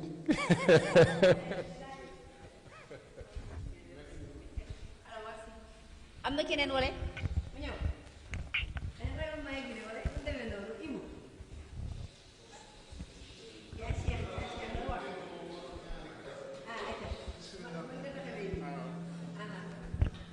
bisimilah asalaamaaleykum maa ngi leen siyaar yéen ñëpp di leen ñaanal jàmm di ko sàkku si yéen waaye di rafetlu jotaay bi parce que jotaay bu taaru la aussi nga woote nit ñëpp wuyu si yombul tamit quoi gis nañ fi ay góor gis nañ fi jigéen waaw macha allah waaw parce que maay bi am na noo koy tere sa gémmiñ tamit kenn du déggu quoi waaw di jégaluwaat bu baax mais crée ñoo ngi rafetlu lii quoi nit ku nekk da ngay xool li nga war a mën a defal sa dëkk bañ a xool li la sa dëkk di defal parce que tamit sëñ Cheikh maa ngi dégg benn muy wax benn wax mu ne mag ñi sax dinañ dem ba dootuñu mën a yar xale yi seen biir ñooy mën a yarante seen biir te gis naa ni ñun ñoo ngi anticiper quoi si loolu message ne hip hop le message est dans le rap bilaay te du fa jóg quoi waaye rap bu baax bi mooy bu démb bi rabu grand calce bi waaw buñ ko xamee boobu man waaw boobu moom macha allah moo may dundal quoi parce que man samay sélection laay def léegi mënatuma déglu si rajo yi yenn émission yi parce que lu ma soxla duñ ma ko jox tamit quoi waaw di rafetlu rappeur Dalifort yi surtout dañoo war a joxante loxo quoi Dalifort Crazy Cool Fuken Cook yan bu diis bi lañ naan xamee corruption mbuxum kaañ si kaw lay doore mais ñi si suuf lay gaañ mais gars yi hip hop damay dégg ñu ne recognize respect partage mais loolu dama bëgg ñu dundal ko jëmmal ko quoi mais dañ koy wax nii si làmmiñ la yem mais jëfewuñ loolu Dalifort dañoo war a joxante loxo di xàccandoo di dóorandoo quoi parce que tamit waaw game bi ñun xam nañ am nañ ci respect quoi gars yi ñoo leen pousse si 500 ba 1000 francs ba 5000 francs ñoom ñëpp ñoo defandoo carrière comme nuñ ko defee ay melomaan lañu surtout dañuy wax bu fekkee garab la xob yi ngay gis mooy ñoom MCs yi ñooy téye mic bi mais ñun ñooy ren yi quoi ñun ñooy melomaan yi ñun boobu ba léegi ñu ngi leen di pousse mais gisuñu retour si ñun quoi te xam nañu am nañu yaakaar bientôt dina ñëw parce que ñun amour bi la ba léegi ñoo ngi siy topp quoi mais maa ngi jégalu tënk rek bañ a jël temps bi surtout waaw di jégalu Baby Cool waa respect ak Dab Vision yaa ak Isaaxa Ndooy ak gars yëpp waa respect yal na yàlla def jàmm def sutura gars yi incha allah kebe nañ leen. Aïcha Kébé jaajëfatee merci beaucoup alors ñu jaajëfal ko bu baax a baax nuyuwaale aussi suñu frère bu yegg si léegi Baye Ndongo ñu ngi koy ziar bu baax a baax. ok je pense que bu fekkee amatul yeneen question ñu bàyyi grand calze wala créer rek parce que je pense que 2 questions la 3 la nga répondre après calze ñëw. waaw kon damay bàyyi grand calze grand xam naa dama lay bàyyi ak première question bi voilà mooy rabu démb bi taxawaayu rabu démb bi ak rabu tay bi ah boobu j'espère que kii moo ko posé ah mooy Amadou Cissé Louma moom moo posé boobu rabu démb bi ak tay ak rab bi tamit ban njëriñ la def ci la mën a ban njëriñ la mën a def tey ci jeunesse bi importance bi mën a def ci jeunesse bi j'espère que loolu la grand dégg nga question bi kon grand bi dina ñëw mu tontu la bu loolu weesoo tamit ñu ngi gis ci biir jotaay bi Baye Ndongo Baye Ndongo de Xalaat TV effectivement moom la wala du moom Baye Ndongo tamit Da Vision waa njomba mu may leeralal pourtant man damay toog may seetaan ma ne man kii xam naa ko de comprendre nga ndekete c'est un frère on habite ensemble parce que dama ko doon gis ci mairie bi dañ doon daje ci koñ yi et tout ndekete c'est un élément de Ndiob c'est un élément de Daf Guéro c'est un élément de Da Vision vraiment mu ñëwaat nekk élément wu Xalaat TV xam nga Xalaat TV moom nekk na médium boo xam ne actuellement kenn dootu ko présenté ci Sénégal kon donc bu fekkee am na koo xam ne mu ngi fay liggéey wala mu ngi jëflante ak ñoom rek foo taxaw tamit da ngay feeñ ndax médium bi moo wane boppam maanaam l'expérience fait la différence maanaam ñoom seeni mbir loolu daf cee feeñ ba tax na tey waxuma la sax journaliste mais ku ci caméraman wala ku ci nettoyeur sax koo xam ne mooy nettoyer bërëb bi gars yi di liggéeyee sax da ngay am succès et puis da ngay am accès ci Sénégal parce que Xalaat TV dafa am lu bëri lu mu emporté ci Sénégal ak ci régime politique bi d'après nu muy doxee kenn werantewul ne ñoom dañ cee contribuer lu bare bari kon donc ñu ngi lay remercier di la wax welcome dalal jàmm yaa ngi ci sa gàlle ñu ngi ci débat bi le hip hop et la jeunesse voilà avancé nañ ci ay points yu bëri bon nga dabee yow ak ñoom Amadou Cissé di leen wax dal leen jàmm kon donc grand Kals ma bàyyi la nga ñëw voilà suñu élément là on habite ensemble c'est pour cela ñu koy nuyu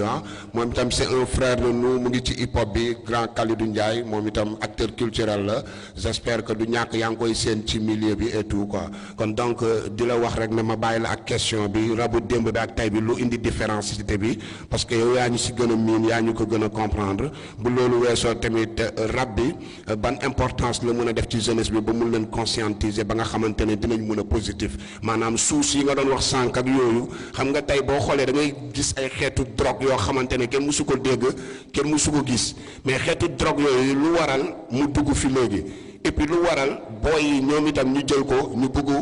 bëgg taxaw rek mel ni loolu rek mooy xeetu drogue bi fi nekk loolu pour lan la li fokk yooyu mel noonu grand bi indi ñu ci ay leeral et puis hip hop bi tamit ban njëriñ la ci war a mën a indi parce que loolu day indi violence boo mandee da ngay tàggoog sa sago te boo tàggeeg sa sago mun nga def violence te violence hip hop da koy xeex hip hop anti violence la hip hop peace love and harmony la. Yes, merci beaucoup Mr. Cré encore une fois et question bi moom xam naa lu muy ñëwaat bari na parce que conflit de génération quelquefois dafay faral di am mais aussi dina am ñi nga xamante ne ci génération bii la ñuy gën a bokk sax mais dañuy gis seen bopp ci génération bu njëkk bi parce que aussi ku nekk ak li nga bëgg ak fi nga koy fekk aussi xam naa ne damay def comparaison rek entre rabu démb ak rabu tey ci technologie parce que démb amoon na ay téléphones yu tuddoon 3310 téléphones yooyu mën nañu wax ne bariwul ay fonctionnalités téléphone yu bees yi iPhone 15 par exemple boo ko comparé ak 3310 ñu bari ci iPhone bi la ñuy dem mais bu ñuy dem ci durabilité 3310 mooy gën a sori li ma bëgg a wax foofu rek moom mooy monde bi ñu nekk léegi monde consommation rapide la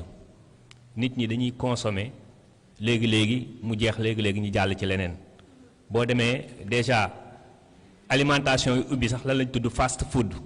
mooy lekk bu gaaw ça veut dire que dañu nekk ci vitesse quoi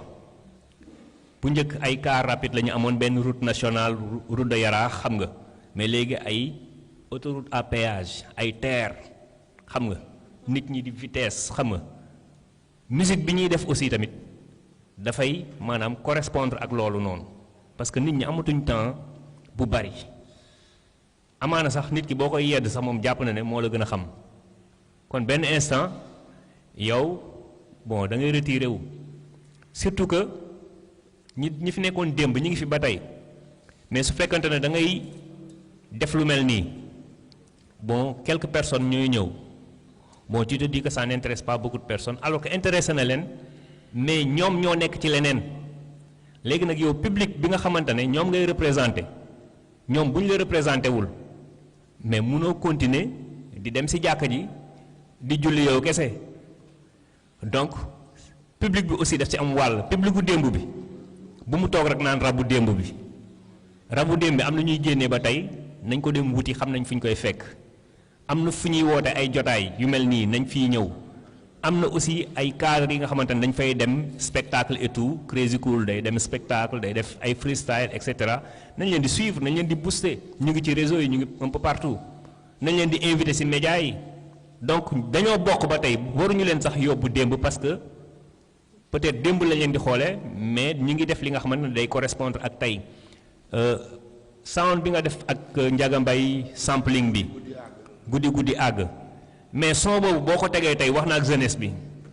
son boobu kese kon ça veut dire que affaire bi nekkul sax démb quoi mais gars yi ñoo koy jéem a classé démb rek mais mi ngi fi ba tey comme 3310 bi batterie bi du gaaw a wàcc quoi mën na def 7 jours iPhone bi nag chaque jour da nga koy chargé quoi moo ngoog wax jaagi noonu pour mu gën a gàtt quoi xaw ma ndax voilà. J'espère que Amadou comprendre na quoi parce que Amadou visionnaire la aussi xam nga visionnaire moom boo junjee rek dina comprendre quoi junj doy na borom xel quoi voilà c'est ça quoi kon donc vraiment ñu ngi lay remercier ci question bi di la wax rek ne damay ñëwaat tuuti ci sa question bi mooy jeexital hip hop ci jeunesse bi dafay correspondre ak question wu sama père ki nekk sa ginnaaw concert question wu moo parce que moom itam mu ngi ñu bëgg wax tamit ñun tey ban xalaat la ñu am ci jeunesse su tay bi ban xalaat la ci ghetto yi production am bon donc kon donc ak sawaay ak One Mic moom ñëw na nee na pour programme yi activités yi lan mooy suite bi moom itam dinañ ci ñëw waaw Dimxe moom itam def na contribution effectivement Dimxe moom dafa bokk ci staff bi bokk na ci équipe bi on travaille ensemble voilà kon donc gis-gisam ak xalaatam ak contribution am rafetlu nañ ko franchement en tant que koo xamante ne voilà ghetto production man la quoi voilà bu loolu weesoo tamit dañu ñëw ne direct bon ban hip hop tey ban njëriñ la mën a def ci jeunesse bi ban question lay ban conseil lay jox jeunesse bi bon merci jërëjëf bon li ñu mën a wax jeunesse bi moo hip hop dafa yàgg wax ak jeunesse bi hip hop musul ñàkk wax ak jeunesse musuñu ñàkk di conscientiser musuñu ñàkk di yedd musuñu ñàkk di indi suñu xalaat kon donc tey boo xoolee hip hop boobu nga xamante ne nee nañ moom mooy xeex dëgg tey hip hop boobu dañ ko marginaliser tey hip hop boobu dañ ko commencé ñàkkal solo tey hip hop boobu noonu dañ koo bëgg suul te pourtant hip hop boobu noonu moo yoroon message bi hip hop boobu noonu moom moo lay wax dëgg hip hop boobu noonu moom moo lay delloo ci sa bopp mooy hip hop bi nga xam ne mooy bu engagé bi bon li ko waral mooy comme hip hop boobu dafa bëri lu muy dénoncer dafa bëri lu muy kaas dafa bëri loo xamante ne tout le temps rek c'est radical ay affaire am bon gars yi ak new order mondial bi nii il faut que ñu am seeni système yu ñu créé yooyu bokk na ci lu waral ñu indi système yu bees yi nii ngay gis mooy Dirty South amoon na fi trap amoon na fi leneen ak leneen amoon na fi ba tey ñu ngi ci ay nu mu tuddati Dirty kii waa si la lañ nekk drill la ci drill la ñu nekk bon donc pour wax la yooyu noonu yëpp ay phénomène la yoo xam ne day ñëw mu jàll mais vrai sens su hip hop mooy hip hop classique vrai sens bi boobu la léegi nag yeneen yi si des lan moo tax mu ñëw mooy bokk na ci ne ki ñii dañuy sonal dañuy kaas rek léegi xoolal nañu xool leneen loo xam ne dinañ ko rax ci lii mu neex mooy maanaam jus bi dafa fort nañ ci du yokk ndox pour mu mun a yolom wax bi noonu lay tekki pour mu leer léegi nag boo ci yokkee ndox qualité bi nga doon am bu njëkk ba ak bi nga yokkee ndox du nekk benn léegi nag qualité boobu noonu moo fees tey ci dëkk bi moo tax tey booy yi tey suuf si yomb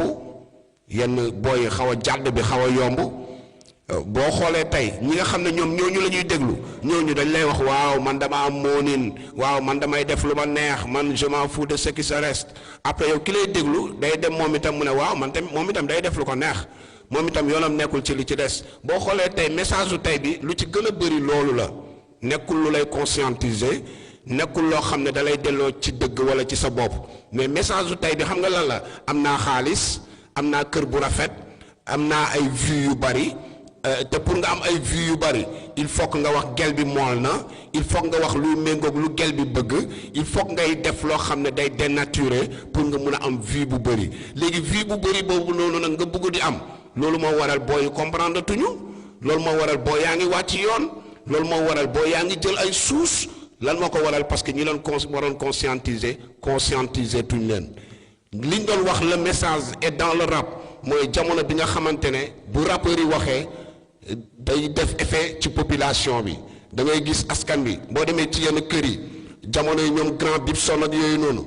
boo demee ci yenn kër yi da ngay gis booy ñi dañuy julli di yor ay kurus di commencer di changer comportement di changer attitude parce que ñoom Bibson ay gars yu agressif lañ ay gars yu ñàng lañ ay gars yu engagé wu lañ yu déterminé wu lañ mais lépp li ñu lay wax li lay jëriñ la maanaam seen dëgg bi yëpp ci lu lay jëriñ lay delluwaat mais tey li lay jëriñ loolu noonu système bi nga xamante ne dafa am lu mu fi bëggoon imposer am lu mu fi bëggoon teg loolu arrangé wu ko bëggul nga gëm sa bopp bëggul nga conscient bëggul nga comprendre li mu bëgg mooy nga dénaturer sa bopp li mu bëgg mooy nga ñàkk comprendre pour ñoom ñuy continuer di jàllale seeni message loolu moo tax hip hop bu njëkk ba message am dafa amoon message am dafa important woon mais tey hip hop message am dafa commencé réer ndax nouveau génération bi loolu moo tax tey boo yu bëri pour ñu wàcc yoon dafay yomb mais ñun tamit tey yii bokk na ci lu waral ñu comprendre loolu ñu ne léegi nekkatul dañuy dem di rap rek wala dem ci média yi rek di wax ak ñoom dañuy def ay conférence sensibiliser boy yi waxtaan ak jeunesse bi xamal leen ne rien n'est tard dans la vie xamal leen ne pour nga conscient il faut nga sain pour nga sain il faut nga lucide pour nga lucide il faut nga am âme pure il faut nga am âme bu dëggu ba nga xamante ne dina la mën a yóbbu ci côté spirituel bu positif wala ci côté taxawaay bu positif ba nga xamante ne doo mën a jege lu négatif te loolu pour nga am ko il faut ngay déglu hip hop comme donc côté boobu ñoo ko déggandoo te ñoo ko xamandoo lu waral tey changement bi mu demee noonu père ba jeunesse bi mënuñu comprendre ba amatuñu repère ba bopp koñ boo dem tey nga foog ne yaa ngi Brooklyn wala yaa ngi Manhattan fekk booy toog ci angle yi tey bu njëkk ba ni ma ko waxee woon ci émission bi maag Baby Cool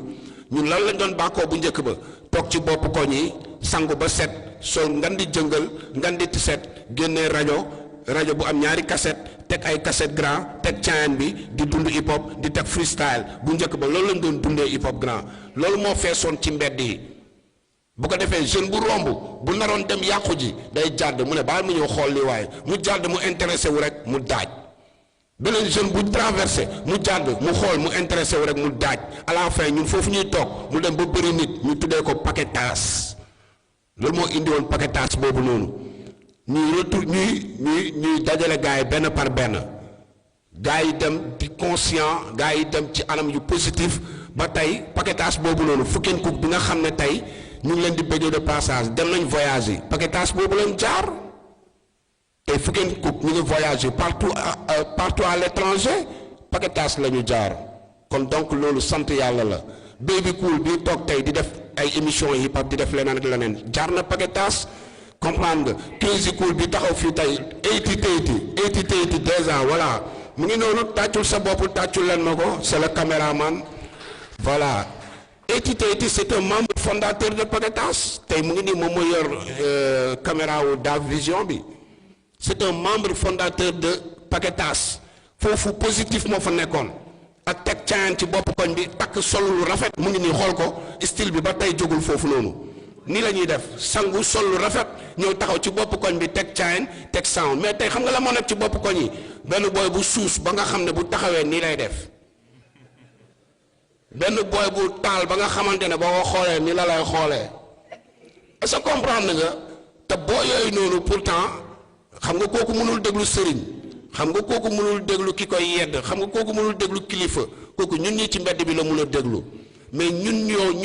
ñu waroon di déglu ñoom dañu naan ñun dañu dof ñun dañu bëri wax ñun li ñuy wax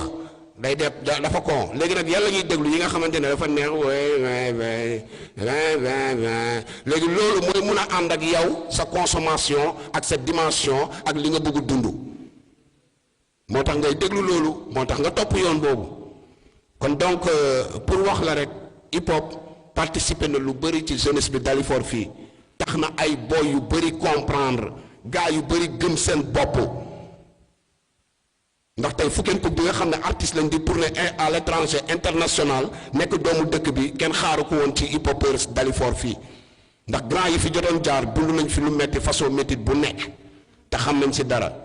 yaakaaruñu woon bés dina ñëw ba ñu mën a toog téye ay micro di waxtaan ak askan bi ñu ñuy déglu yaakaaruñ ko woon parce que bëtu négatif bi ñu doon xoolee la te bëtu négatif boobu noonu tax na formé nañu ay boy yu bëri yoo xam ne tey ñii ñu ngi ci ay ONG ñii ñu ngi ci ñii ay cadre lañ ñii ay professeur lañ ñii ñu ngi ci ay dimension yu tight mais tey hip hop bu tey boy yi mu formé ñooy jaaykatu bon yi ci couloir yi ñooy dem katu appartement yi loué di dund seeni suus ñoom ñooy dund yooyu noonu tey hip hop bu tey bi ñu mu formé te ñooñu nag lañ bëgg woo wax leen ne rien n'est tard dans la vie dara weesuwul ci àdduna pour nga soppeeku pour nga positif pour nga xam lu baax te topp ko di ci dox ndax àdduna ñaar la lu baax ak lu bon ngay toog di xool gis ne ku bon ki ah lii de moo tax mu yàqu lii mooy li ko yàq baal ma maytu ki baax ki positif ki lii lay def moo tax mu baax moo tax mu positif baal ma topp loolu lii kese la merci je vous remercie encore une autre fois. alors am na solo bu baax a baax je pense que question bi tontu bi leer na donc da ngay ñëw juste rek ci programme yi comme ça ñu tënk parce que am na beneen émission boo xam ne di fàttali ñu ngi en direct ci Da Vision te y aura d'autres émissions yoo xam ne war na commencer d'ici 15 ou 10 minutes léegi dama lay bàyyi rek nga ñëw ci programme yi nga xam ne moo war a am ci di des ci activité bi comme ça ñu daal di tënk jotaay bi. waaw merci question boobu dafa mel ni ki ko posé mooy One Mic effectivement programme bi daanaka un mois de culturel lañ ko bëgg a def waaw premier samedi bi moo nekk nii mooy fête de la musique ci premier samedi bi lañ ko tàmbalee parce que Ghetto Production label la boo xam ne biir Dalifort fii la nekk fii la ñu juddoo fii la ñu sosoo fii lañ ko créé fii lañ ko voilà fii lañ ko suuxatee pour bëgg mu yegg au sommet Ghetto Production nag moom mooy teg initiative yi ñuy gis nii am na ay éléments yoo xam ne ñoom ñoo ko séq di ci liggéey mais ku ci nekk dafa am ci ay activités yi ñu nekk ñeneen ñi ñu ngi nii toog yeneen membres yi assisté nañ kon donc di leen wax rek ne Ghetto Production première activité moo nekk nii mooy conférence bi thème bi hip hop et la jeunesse. Deuxième activité bi dañuy defaat samedi bii di ñëwaat beneen activité boo xamante ne Alaya Robs bi lañ koy defee boobu tamit le thème bi dañ koy def l'importance l'impact du hip hop à la société comprendre nga l'impact du hip hop à la société xam nga fële ci jeunesse bi la mais fii ci société bi la pour ñu généraliser ñëpp mooy kilifa bi nga xam ne tey waroon na yar doomam te yaru ko normal mu dajak ñun ci street bi ñu conscientiser ko kon dañuy généraliser mu nekk ñun ñëpp quoi beneen bi ci toppaat saay fa lay nekk Daaru Salaam lay amee mooy beneen samedi bi ci toppaat saay fa lay doon te Daaru Salaam lay amee ñu dem xool benn prise ñu def ko fa comme ça ñu mun a def open affaire yi jële Dalifort dem Daaru Salaam jële Daaru Salaam dem feneen ak feneen bu ko defee ñëpp mun ci gis seen bopp loolu mooy premier saay fa bi am ci activité yi deuxième saay fa bi dañuy ñëwaat daaf gero mooy fi nga xamante ne foofu mooy temple of hip hop muy mbaam ya ñu def de cypher de clôture bi di ci woowaat gaa yëpp comme d'habitude incha allahu rabi te boobu mooy dernière samedi bi nga xamante ne moom mooy tëj activité yi après bu ko defee ñu mën a continuer suñu projet wu album bi nga xamante ne ñu ngi ciy liggéey muy détermination bi après album boobu loolu nag Ghetto Production da koy support Ghetto Production da koy ñëw pour dooleel kon donc di wax rek ne Ghetto Production ak ay activité culturelle en grosso activité culturelle am en grosso modo noonu la demee di leen wax rek ne question yi daanaka mat na kon ñu profité rek ñu remercier leen ñu jaajëfal leen jaajëfal seen teewaay jaajëfal tamit seeni xalaat ak seeni gis-gis ak seen contribution vraiment kontaan nañu bu baax a baax a baax a baax a baax ndax nee nañ xam nga hip hop bi daf ñu jàngal ñu ne ñu benn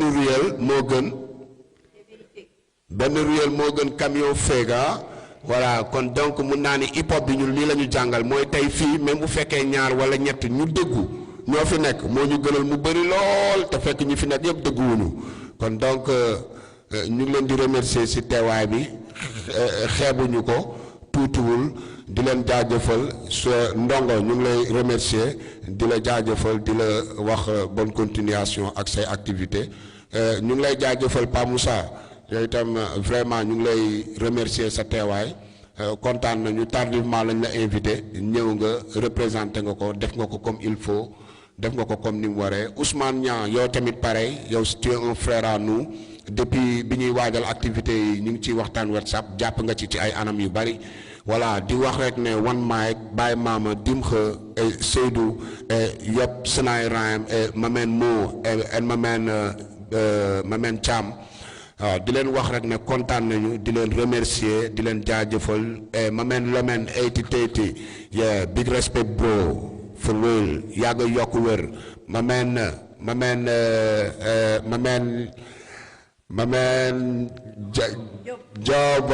Mamen Job respect baay kontaan nañ ci Da Vision kontaan nañ tamit effectivement ci grand Calzan di la remercier bu baax grand di remercier Baby Cool ñu fi jote jaar yëpp di leen wax peace love and harmony ma bàyyi grand bi mu tàggatoo Baby Cool mu tëj. merci beaucoup encore xam naa peut-être mënoon naa ba ñu jël kàddu sax donte voilà wax nañ lu ñu war a wax yëpp. ki ci ginnaaw defe naa moom moo représenté la commission culturelle waaw mais moom mënul ñàkk jël kàddu parce que déjà li ñuy def nii activité culturelle la et c'est tout un programme bi nga xamante ne tàmbali na tey te day wéy gis nañ jàpp bi parce que cadre bi nii déjà mën nañu wax ne mairie bi moom moo ko octroyé ba ñu mën ko fi def donc yi si des aussi xam naa dinañ ci séentu commune bi bu baax a baax commission culturelle bi nañ ko ci séentu bëgg nañ daal mu nekk une réussite et ba ñu mën a aussi envisager yeneen ak yeneen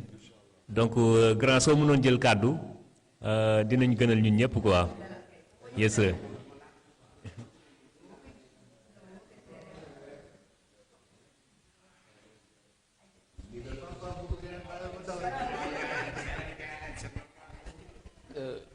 salaamaaleykum maa leen nuyu yéen ñëpp ku si nekk si turam ak santam daaw ñu gën ma xam si Pa Moussa Mansali mais maa ngi tudd Mamadi Moussa Mansali nekk conseiller si commune du Dalifort bi nekk aussi président commission agriculture di leen nuyu di rafetlu teewaay bi aussi mu nekk date bu symbolique mooy le 21 bi nii en plus suñu grand Crazy Cool invité ñu nekk tamit ñoo xam ne ñoo bëgg rap ñoom ñoo xam ne bañ nekkee booy ñoom ñu doon yóbbu 72 heures hip hop yi ñu doon dem ak ay Baby Cool ñoom ñëpp demoon na sax ba benn instant man dama doon foo si rap bi di jéem a bagel sama benn copain met de boss yaa ma gën a xam mooy loolu donc bon dama siy kontaan trop di wax ni rek culture bi lan lay servir mooy mu conscienter jeunesse bi dañoo war a conscient te message boobu noonu puisque ñun jeunesse bi hip hop bi la ñuy nekk si mbedd bi la ñuy nekk hip hop bi moo ñu gën a jege bu moo ñuy gën a bu ñu koy déglu moo ñuy gën a jox ay message yoo xam ne mooy loolu que mag yi wala lenn te ñun ñoo nekk si mbedd bi ñun ñooy taxante si mbedd bi donc je pense bien que ni rôle hip hop c'est pour conscientiser d'abord engagement la teewal sa société les tares de la société nga wane ko ba ñëpp xam ne lii baaxul sànq cré mu ngi wax benn wax bu ma neex nee na bon boo rombee léegi si koñ yi booy di suus wala dara mais booy di suus yooyu noonu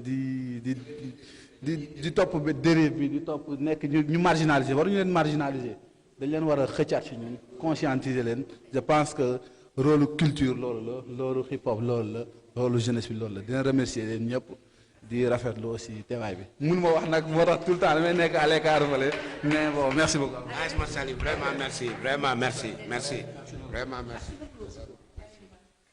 waaye grand Kalz merci waaw vraiment man li nga def nii rafet na sa waay il fallait que mu jël parole c'est normal vraiment li nga def nii rafet na Wahab what's up man nigga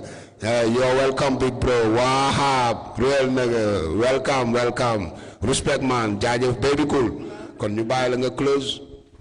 Bon merci beaucoup à tout le monde di jaajëfal grand Kalz aussi ci li nga xamante ne mooy di waxtaan bi am na solo mais créé tout à l'heure maa ngi la koy wax il faut ñu pérenniser ko. jotaay bi di faral di am ñu ci waxtaan ci hip hop pour permettre aussi jeunesse bi ñu mën a xam lan mooy hip hop ak jeunesse bi seen taxawaay aussi nan la ci war a demee alors di jaajëfal baax a baax yi ñëpp ñi nga xam ne ñu ngi fi teewoon depuis tout à l'heure toogaay bi yàgg na parce que depuis 17h moins ba tey am na ñoo xam ne ñu ngi fi toog ci loolu ñu ngi leen ci gërëm di leen xaar aussi ci yeneen i programme mooy week-end bii di ñëw di leen xaaraat ci koñu Alea Robs donc ñun ñëpp ñu ànd joxante loxo parce que dama naan Dalifort ñëpp benn lañ donc amul fii amul fee ñëpp benn lañ bi moom ci street bi la ci mbedd bi lañ koy defee. donc ba tax na ñun ñëpp a bokk ndey ak baay bu kenn xewlee rek na si ñëpp ñëw jàpp su ko defee affaire yi gën a tight alors di leen jaajëfal baax a baax mu ngi nekkoon conférence bi nga xamante ne Ghetto Production moo ko amaloon tey ñu ko doon defee fii tey ci salle des fêtes de la mairie de Dalifort thème bi nekkoon jeunesse hip hop et la jeunesse doon ki ko doon animé di grand Kalz Ndiaye. di jaajëfal bu baax a baax ñu ñuy suivre yéen a ngi en direct d'Avision on se donne rendez-vous prochainement si yeneen i jotaay ba tey rek d'Avision dina accompagner programme bi fépp foo xamante ne dem nañ fa pour amal li lépp luy programme d'Avision dina ci nekk incha allah alors di jaajëfal bu baax a baax yéen ñëpp si seen teewaay bu ñu paree rek ñu daal jël fi benn photo de famille bon ñu mayoon nag benn për day neex nag ñu ànd accompagner ko gars yi wala boog jox ñu benn saayf oui noonu la demee gars yi ayca noonu la demee bilaay waaw rafet na de sa waay